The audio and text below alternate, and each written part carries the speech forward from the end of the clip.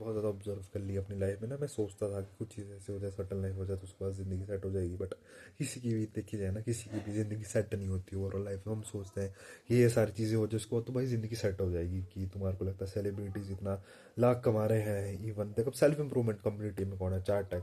अब चार्ट है कितने लाखों सब्सक्राइबर्स, तो हम सोचते हैं क्या सेटल लाइफ है, लेकिन भाई उसके भी अलग दुख है ना।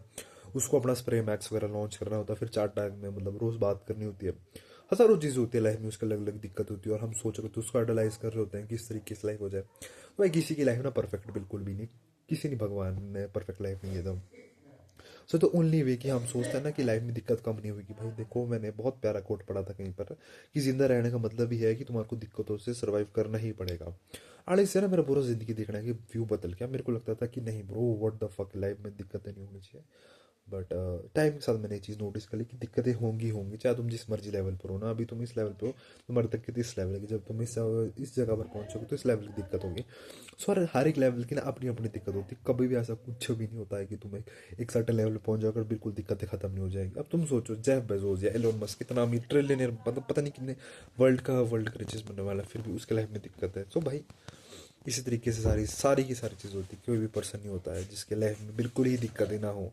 दैट इज़ बुलशिट, वो माइंड सेट ही गलत होगा बिल्कुल कहना किसकी लाइफ में ना हो। ठीक है, सो इस तरीके से होता है भाई। जितना मर्जी तुम कंपेयर कर लो, इस that is not the key, that is not the way. बाकी व्हाट डू यू थिंक, आपके हिसाब से क्या होना चाहिए दिव्या?